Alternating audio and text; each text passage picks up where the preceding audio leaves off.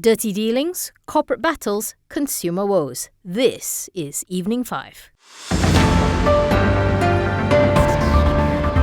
Members of the Employees Provident Fund below the age of 55 years will have an Account 3 starting from May 11th, from which they can make withdrawals at any time for any purpose. This is on top of the two existing accounts they currently have for retirement savings. Hence, members' contributions will be divided by 75, 15, 10 into Account 1 or Retirement Account, Account 2 Sejahtera Account and Account 3 Flexible Account, respectively, according to the EPF statement issued today. Currently, EPF members' monthly contributions are split in the ratio of 70-30 into Account 1 and Account 2. The balances in Account 1 and Account 2 will remain, while Account 3 will start with zero balance. For members above the age of 55, all savings in those three accounts will be merged into Account 55, while new contributions from this age group members will be credited into Account Emas. Account 3 will start with new contributions that will be credited into the member's account after the implementation date.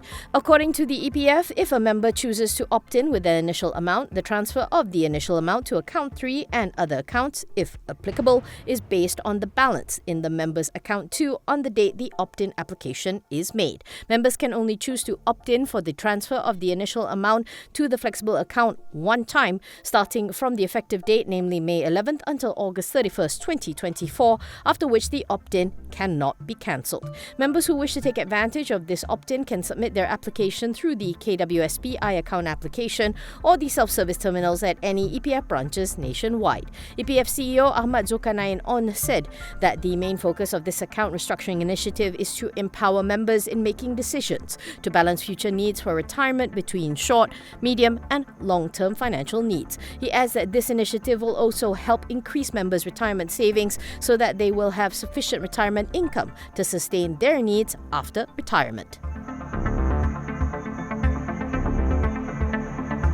AirAsia X, which will be taking over Capital A's aviation business, has announced the mechanics of its restructuring plan via a Bursa Malaysia filing. It will first undertake an internal reorganisation that involves the setting up of a new company that will take over the listing status of AAX. Existing AAX shareholders will then swap their shares in AAX with the shares of the new co, AirAsia Group, on a 1-to-1 basis. The new co will then acquire Capital A's aviation business, AirAsia Aviation Group, and AirAsia for 6.8 billion ringgit. It will be issuing new shares worth 3 billion in the new co to acquire AAG, while it will acquire AirAsia for 3.8 billion to be satisfied by assuming 3.8 billion of the 3.83 billion worth of debt that Capital A owes AirAsia. The deal values the entire equity interest in AAG at between 2.7 and 3.5 billion ringgit. AAG owns Thai AirAsia, Philippines AirAsia, Indonesia AirAsia, and AirAsia Cambodia. As for AirAsia, which operates AirAsia Malaysia, the deal values its equity interest at between 3.48 billion and 4.37 billion ringgit. Subsequently, the NewCo will issue free warrants on the basis of one warrant for every 2 NewCo shares held before it undertakes a private placement to raise 1 billion ringgit. This will be followed by a proposed reduction of the NewCo share capital to 100 million by cancelling paid-up share capital that is lost or unrepresented by available assets. Over at Capital A, the group plans to distribute 2.2 billion worth of the NewCo shares it is getting to existing shareholders based on their respective shareholdings in the group. Digital Nasional, the government-owned company in charge of the 5G network infrastructure rollout, has named 5 new board members comprising senior leaders from the telecom and technology industries. Celcom DG nominated its Chief Transformation Officer, Datuk Kamal Khalid, while Maxis's representative is its Independent Director, Utaya Kumake Vivekananda. U-Mobile's Director, Chang Yit Fei, Telekom Malaysia Group Counsel, Nik Azli Abu Zaha, and YTL Power International's MD, Datuk Sri Yeo Seok Hong, will also join the board, according to DNB's statement. The appointments are effective from April 24th, 2024. The 5 will join incumbent members, Treasury Secretary General Datuk Johan Mahmud Merakan and Digital Ministry Deputy Secretary General Ma Sivanasan Marimutu on the board of the company. Digital Minister Gobind Singh Deo said the appointment of the new board members represent a critical milestone towards fulfilling the government's commitment to implementing the dual network model for the 5G network. He said that the new board would convene a meeting soon to review due diligence findings and address the remaining conditions to complete the share subscription agreements.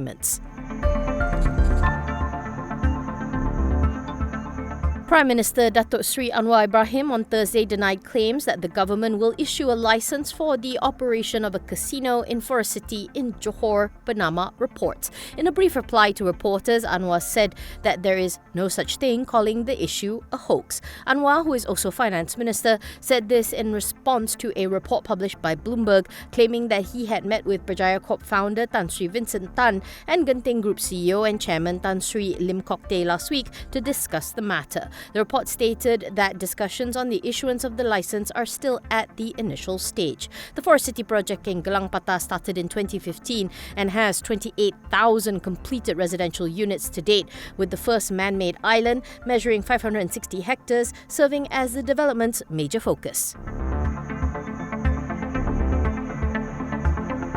Pantech Group Holdings is considering to list two wholly owned subsidiaries, Pantech Stainless and Alloy Industries and Pantech Steel Industries, on the main market of Bursa Malaysia via a special purpose vehicle. In a board's filing, Pantech said that plans for this are still at a preliminary stage and extensive preparatory work needs to be carried out according to the group. The proposed listing is also subject to approvals being obtained from the relevant authorities and its shareholders, warning that it may or may not materialize. According to Pantech's website, PSA was established in 2010 and specializes in producing high-quality stainless steel welded pipes and butt-weld fittings. Meanwhile, PSI was incorporated in 2000 and they manufacture carbon steel butt-welded fittings and pipe fittings, among others, with a factory and warehouse in Meru Klang. As the group, Pantech saw its 9-month FY 2024 net profit drop 17% to 76.55 million, while revenue also declined by 15% to 717 million ringgit.